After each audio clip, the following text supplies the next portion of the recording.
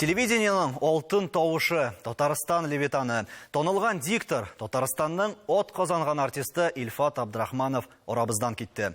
Бүгінгі тапшыруны аның истелігіне бағышлайбыз. Казан сөйлейді, говорит и показывает Казань. Цветущий сад войду, один цветок сорву-ка, как сорванный цветок. Здравствуйте, дорогие друзья, уважаемые наши ученики.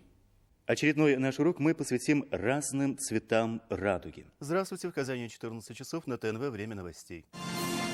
Мир вам, милость Всевышнего и его благословения.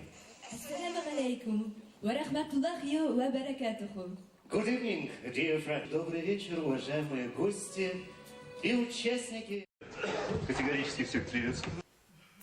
Телевидение шеңіне түгел татар халқы үшін зор юғалты үшін мағынасында әр кіші үшін танылған диктор әр кіші үшін инде ол белгілі шәхес Ли ханым, аның телевидениеға келу юлларын біләсейді. Нишегірәк келіп кірді ол. Аны әйтәләр бит, ол телевидение үшін туған шәхес деп. Шыннан да шулай ма ол? Ол өзі кішкенеден үк қияланған диктор болырға. Міне бізде конкурс ештірілді. Конкурс, и шында бик көбей халық. Ләкин Ильфат шыққаштын бүтін кіші аңлады. Ол Ильфатның орны. Ильфат шулай келіп кірді біздің группаға енді, дикторс группаға. Анда нешіктерді тыймейді қалдық біз аны. Чөнки ол өзі шундай мүләйім, шундай жеңіл қылықлы кіші. Аны шундай хейс, әйтерсің ол ғымыр бойы біздің білән яшәгән. Шуңа күрә ол бик тиз кіріп та кетті, эшли дә башлады. Аннары, менә анда безнең диктор ТВ нейінде, анда минем шәкертләрем. Мин Ильфатны, мин аны шәкерт дип тә әйтә алмыйм. Чөнки ул килде уже әзерләнгән, полный булган диктор булып. Һәм совет чорында чыныгу алган кеше дә бит әле ул. Инсаф әфәнде, менә бүгенге мәсәлән шул ук дикторларга андый сыйфатлар җитми дип әйтәләр. Менә ул чор дикторларын нәрсә аерып тора иде? Һәм монда бит әле Худайдан бирелгән тавыш яки кыяфәт ул бер. Ә менә аның өстендә эшләргә кирәк. Ул бит һәр сүзнең мәгънәсен белеп тә сөйли дип әйтәләр. Әлбәттә шулай, Ли Михаил менә әйтеп китте, ул миннән әлбәттә яхшырак була ул чырларны. Шуннан да совет чорында анда менә конкурслар үтеп әйбит, анда сәнгать шуралар дип әйтегәндә художественный совет дибез бит, шулар аша үтеп киләләр иде. Һәм ул бик тә дөрес булгандыр, чөнки бөтен кеше дә сөйли, әмма дә ләкин ничек сөйли. Монда һәм тембр, тавышның тембр яңгырашы, авазларның әйтелеше, дөрес сөйләм, әдәби нормаларны куллана белү, бөтенесе әлбәттә менә шулай берләр. Шуннан да Ли Михайловна әйтмешли, Ильфат бик җиңел кеше. Һәм ул бер кеше белән дә миңа калса конфликтка кергән түгел. Ул нидер конфликт була башласа, читкә китергә тырышадыр. Менә уларның характерын ул конфликтка кергә яратмый торган кеше. Менә шул белән үзен саклап калды, үзенең дәрәҗәсен саклап калды. Һәркемнең холкы була. Кемдер конфликтка нитергә тырыша, ә бу ничек тормыш әйттереп, матургына әйтеп нитәдер. Һәм ул кеше турында бер вакытта да начар әйтмәде. Кешегә сүз җиткермәде, йөртмәде, чөнки беләсез, сүз йөртергә яраталар бөтен җирдә дә. Вакыт узгач кына менә шу ситуация, вазгыять тынычлангач кына ул әйтеп куярга мөмкин иде, сәбәбен нәрсә булганын әйт. Ә булай бер вакытта да сүз йөртмәде. Ул телевидениегә бирелгән, менә шу телевидение белән яшәде гомер буе. Һәм әйе. Килгән җылны ул менә аны дикторлар өчен бу алтын чыр дип әйтәләр ул вакытны. Чөнки бер генә канал көндә һаман шул без инде. Шуңа күрә таныйлары урамда. Менә мин Ильфатны бер кайчанда үтекләнмәгән чалбар, сис тартмаган аяк киеме, аппак свежий күлмәк, Только шулай гына җиридә. Безгә дә аны үрнәк итеп куялар иде шул яктан. Һәр вакыт әйтәләр, Ильфат абыегыз дип. Бүген генә миңа шалтыратты Ира Субеева. Алар да инде бергә эшләделәр. Ул искә төшерде, алар Димов Торов, Ира Субеева и Ильфат Абдрахманов, алар күршедә базарга чыкканнар. Без ди чыктык ди. И без инде ди померкли. Дима белән. Бөтен кеше дей менә бер нитәләр. Илфат Абдрахманов килә. Илфат Абдрахманов килә. И Илфат ти король бара. Һәм ул моны үзе дә сизеп яшәде. Үзе, Аның турында ул видеода бар, татар халык ашлары турында секрет татарской кухняга кунакка килгән иде, ул шуның турында сөйли, карап үтик, аннары дәвам иттерербез. Начало 80-х годов это телевидение только зарождалось, учились все телевидению. Там же даже вот и институтов, университетов не было никаких кафедр телевизионных. Все начиналось, как говорится, с нуля. Да и в стране, вот в Казани, например, тогда было всего 2 программы. Это центральное телевидение, первый канал, первая кнопка, и казанское телевидение, вторая кнопка. Больше не было ничего. И вот даже кнопок на телевизоре не было. Да. Вот этому сейчас, наверное, вот нынешнее поколение, я думаю, просто не поверит, скажет, не может этого быть. Но это было. Все начинали с нуля.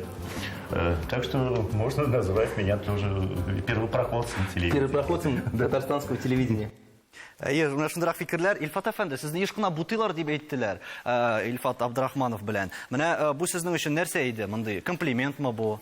Мен хәтеремдә армиядә хезмәт иткән вакытта килде ул. Монда телевидениегә миңа хат яздылар. Сиңа ошаган бер җегет сөйли башлады дип. Без инде үзебез инде танышкач, бер дә штыкны сизмидерик, күрмидерик, көләдерик моннан. Һәм менә миңа бит инде гызыр белән ярдәм сорап киләләр, әбиләр, бабайлар, дөреслекләр.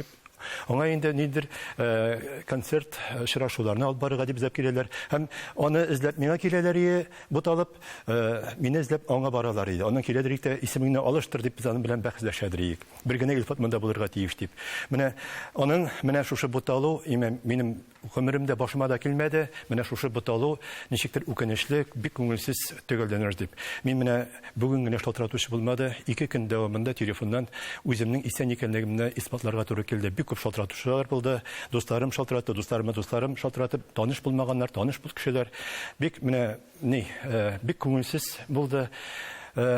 Теге бу сөенә торган әйбер дә түгел. Чөнки Илфат юк, капыл китте, бик иртә китте, әлбәттә аңа 59 да тулмаган иде. Әле аның яшисе, тәҗрибәсен тапшырасы. Мин үзем менә анда биредә эшли башлагач, аңа ияргә аннан үрнәк алырга тырышадыр. Аның дикциясе, тавышы, сулыш алышы, үз-үзен тотышы ул миңа үрнәк иде. Һәм аерылып тора дип тә Лия ханым да әйтеп китте һәр кайсыннан. Менә ул вакытта бит Искәндәр әфәнде шулай ук 7 иләк аша уздырганнар дикторларны. Менә шулар арасында да хәтта әле төп диктор булу һәм рәсми булмаган андый исемгә ия булу. Менә нәрсә булды икән аның өчен? Ул вакытта тарих мин аны әле исәпләп санап утырдым. Менә иң беренче дикторлардан алып бүгенге көнгә кадәр диктор исеме белән телевидениедә 15-16 гына кеше эшләгән. Менә телевидениенең тарихы бер 50 елдан артык, әйеме? Тарих эшендә беренчедән. Шуңа күрә синең монда сүз теге вакыттагы дикторлар, бу вакыттагы дикторлар дигән сүз туры килә алмый. Дикторлар без идек, ә хәзер нәфифуфталары килеп утырдылар. Һәм нәфифуфталары бик тырышып диктор булырга тырышалар, шул гына. Ә без конкурслар аша узып килгән идек. Без нәрсәдер аша узмадык, башка бер аша узмадык. Без конкурс аша уздык. Мин хәтерлим, менә 4 апрель көн 1900 бу 93 елның 4 апреле Лия Михайловна белән студияның менә шушы пишмагында беренче тапкыр эфирга чыктык. Лия Михайловна, мин үземнең яшь коллегам Искәндәр Сиражины тәкъдим итәм дип, менә шушында утырга иде. Менә шул пишмакта идек без. Мин аны әле гаман сайын кергән сайын, ул пишмакка студияга кергән сайын карап куям. Инде менә 30 елдан артык вакыт узды. Мин гаман сайын шул пишмакка карап куям, чөнки ул вакытны сагынам. Ул вакытта чынлап та 56 кеше идек. Менә ул урынга 56 кеше бар иде.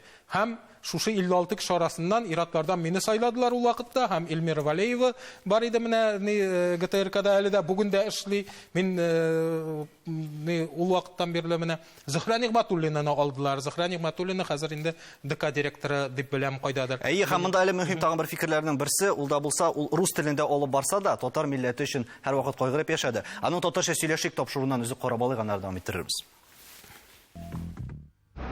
Здравствуйте, дорогие друзья! Перед тем, как начать наши занятия, мы решили пройтись по улицам Казани и узнать мнение пешеходов о том, нужно ли нам возобновлять телевизионные уроки татарского языка. И если нужно, то какими они должны быть. Ведь эти уроки предназначены для вас, и нам важно знать именно ваше мнение. Исян Мсс, вы по-татарски понимаете, нет? Нет.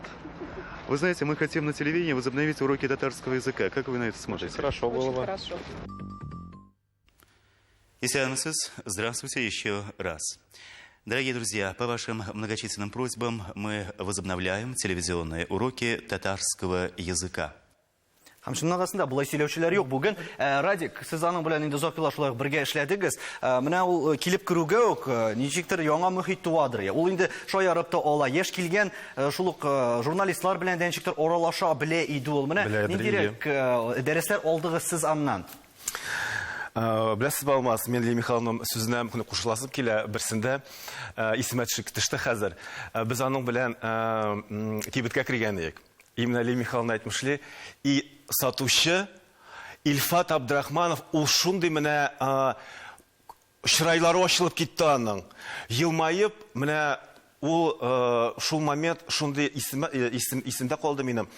Ильфат ул, конечно, хәзергә әйтмешле, это был звезда. Это был звезда. И это не подлежит менә ул турыда ничек булган шулай бару. Хаманы күпләр әйтә әле федераль дәрәҗәдәге йолдыз дип. Әлбәттә. Сәхнәдә дә Зөфия ханым сезнең белән бик озак калып бардылар. Менә ничегрәк үтезен тота иде ул. Һәм сез дә Инстаграмда язып чыктыгыз, мине каушаган кызны ул шунда ук урынга утыртты дип. Менә ничек булды бу хәл? Мин әйтергә телим, менә бүген мин шундый оста дикторлар арасында басып торам. Ул әлбәттә аерым бер һөнәр. Ильфат Абдрахманов ул театральный училище бетергән, артист.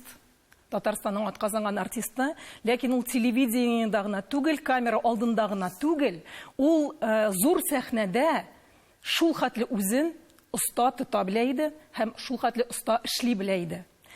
Менә бер 20 ел дәврендә ниндидер бик югары дәрәҗәдәге чаралар, концертлар, хөкүмәттән оештырылган шундый концертлар, анда кем ведущий була дисәләр, анда икеләнеп торулар юк. Анда Ильфат Абдрахманов иде гел.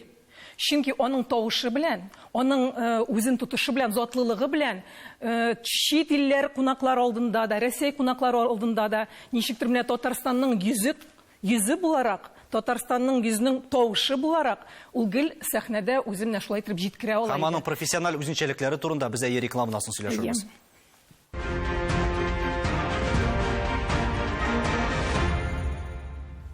Татарстан Яңа гасыр телеканалында Тояны нуктасы тапшыру без бүген Ильфат Абдрахмановны искә алабыз. Аның монда кешелек сыйфатлары турында сөйләделәр, менә профессиональлек ягыннан Лия ханым. Сез аны нәрсәләрен билгеләп үтәр идегез, чөнки әйткәнемчә, монда сәләт тә бар, өйрәнү дә бар. Һәм ул бит әле хәтта текстны да мин хәтерлим, җентекләп тикшереп, ул бер кайчан да текстны укымыйча чыкмый иде. Аның инде менә җегетләр, кызлар әйттеләр инде, аның бик дәрәҗәдә аның дикторлыгы инде менә усталыгы шундый. Ансы гына түгел. Аның сөйләме, аның техника бик дәрәҗәдә, техникасы. Менә мәсәлән, ул аласың бер текст, име, аны укырга кирәк 20 секунд һәм 1 минут 20 секунд. Менә кем укый эфирда, ул белә аның аермасын. Ул бик авыр. Ә менә Ильфат аны булдырадыр. Һәм ул шулай булдырадыр, аны бер тамашачы да теге сизмидер. Менә мин аны нәрсәдер бу нитә башлады дип. Ну, без все-таки профессионал, без беләбез, без аның белән үзебез дә очрашабыз андый хәлләр белән.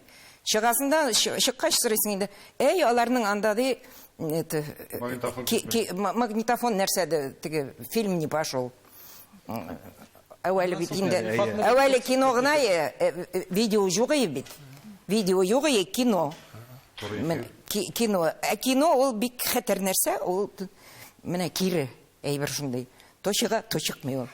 Аннан соң ул вакытта журналистлар сюжетларны әзерләп бирмидер, эфирдә, турыдан туры эфирдә барса да диктор тарафыннан укыладыр. Ильфат бик профессионал иде. Һәм аның профессионаллыгын Мәскәүдә күрде. 90-нчы еллар бер заман Ильфат кайтты Мәскәүдән дә, әйтә, Искәндәр, мин мөгаен Мәскәүгә күчәрмен ди. Ул вакытта әйе, беренче каналга чакырдылар, яңалыкларга чакырдылар, беренче каналга Ильфатны. Бу ничектер зур югалту бит инде Татарстан өчен. Һәм монда Татарстан телевидениесендә тиз генә аңладылар. Ул вакытта Тәүфыйк Камардинович иде рәис, ГТРКның рәисе, тиз генә шабып, аңа ат казанган артист эшләп биреп, шулай итеп алып калдылар. Һәм ул менә шул ат казанган белән калды да инде ул. Ул вакытта ат казанган бирәбез дигәч, ничектер ниндидер нәрсәгәдер өметләндеме, белмим, Илфат калды. Анда гына түгел, Юк, анда гына түгел. Юк. Бул исем өчен ул берничектән итмәде. Исем бирү әлбәттә әйбәт, ләкин ул без аның белән сөйләшү булды тоже. Мин анда кем инде? Мин бит монда Татарстанда туган, шунда үскән. Ничектер ул кабул ителмәде. Ул Мәскәүгә китсә, ул югалып торган кеше түгел. Бар иде. Әңгәмәләрнең берсендә дә әйтте ул, кайда тудым, шунда кирәк булдым, где родился, там и пригодился дип. Әвәле укулар Мәскәүдә бик юшые.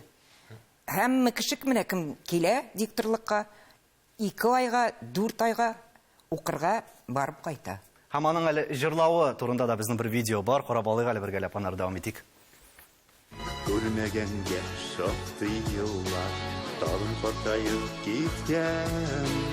Хәлләремне белмәсәң дә, күңелдә сине йөртәм. Су буенда талым ялгыз, аерылып безне язмыш бәхетләр, йөрәкләргә дуслар киткәнмен ялгыз.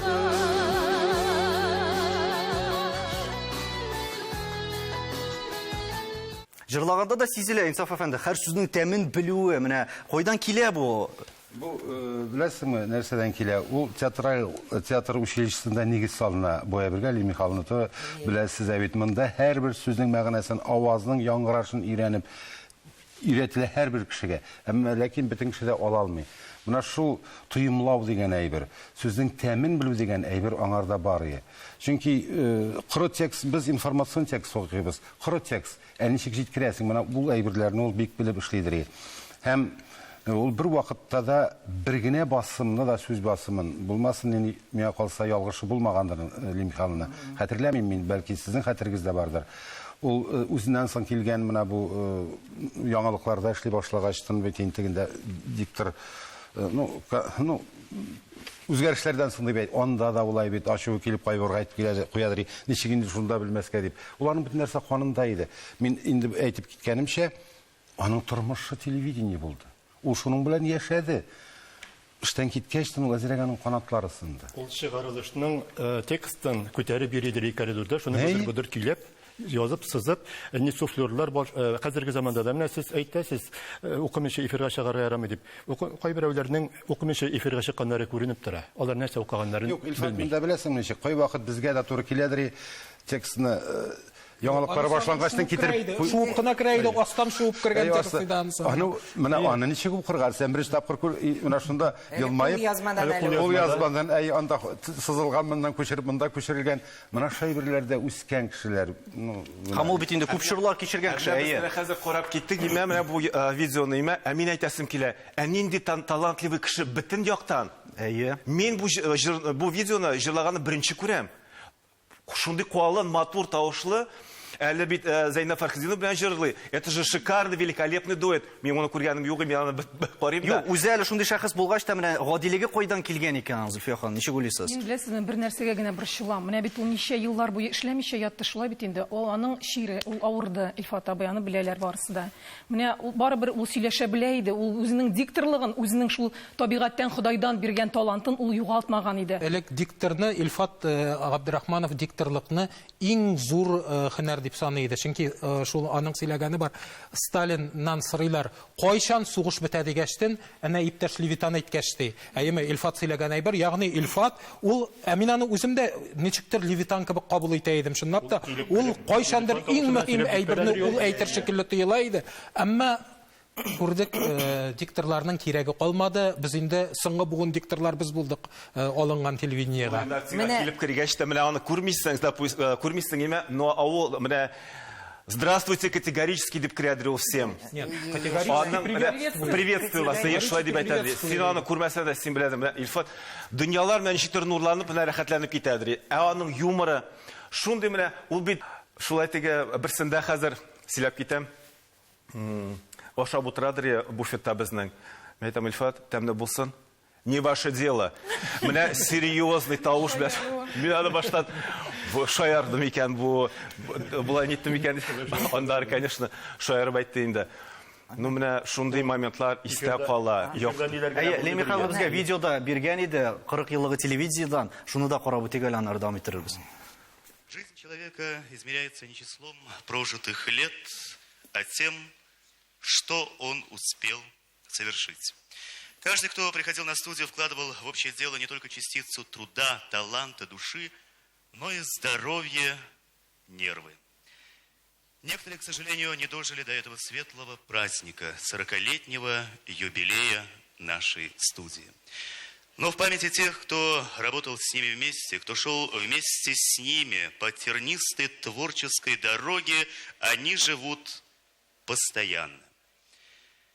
Так вспомним их всех, вспомним дорогие для нас лица. Жизнь коротка, искусство вечно. Кызганыч әлеге исемлектә хәзер Илфат Абдрахманов та бар. Ли ханым, Илфат Абдрахманов белән тулы эпоха китте дип әйтеп буламы? Телевидение Юк, эпохасы. эпоха китмей. Бер-бер менә карагыз, монда торалар. Алар да эпоха. Һәм һәрберсе дә талантлы кешеләр. Минем бер нәрсә искә төшерәсем киләдер. Ул ярым икән, ярамый микән әйтергә. Бер заман төнге сәгать 12ләр тирәсе Илфат минем өйгә килеп керде. Дуслар белән. Син барайым микән, юк микән? Искәндәр ул да. Андый җирдә минсез була микән? Не дип әйтмәкчем, ничто человеческое не чуждо дигәндә, име? Килеп керделәр дә Илфат сразу телефонга жабышты. Әнисенә шалтырата. Әни, мин бүген кунам Казанда, Лия Михайловнада. Миңа трубканы бирә. Мин әйтәм, әнисенә исбатладым инде, ул минем янда, минем өйдә. Әнисе тынычлап, йоклап китте. Булар теге сүз биткәч, җыелдылар да, бөтенесе гуртом чыгып та киттеләр. Но әнисе менә нәрсә әйтмәкче булам. Ул әнисенә бик мәрхәмәтле. Шул хәтлек яратадыр әнисен, чөнки ул Яшел үзәндә яшәгәндә дә, Казанга күчкәч тә ул әнисе белә торды. Игел әнисе аның иң якын кешесе иде. И әнисе борчылмас өчен менә шундый театр уйлап чыгара бит менә. Һәм шундый позитив ноктада бүгенге тапшыруны да тәмамлыйк әле. Бүгенге тапшыру һичшиксез Илфат Абдрахманов рухына дуга булып бирешсен иде. Сау булыгыз. К этому часу это вся информация о развитии событий в следующих выпусках новостей. С вами был Ильфат Абдрахманов. Оставайтесь на ТНВ и будьте здоровы.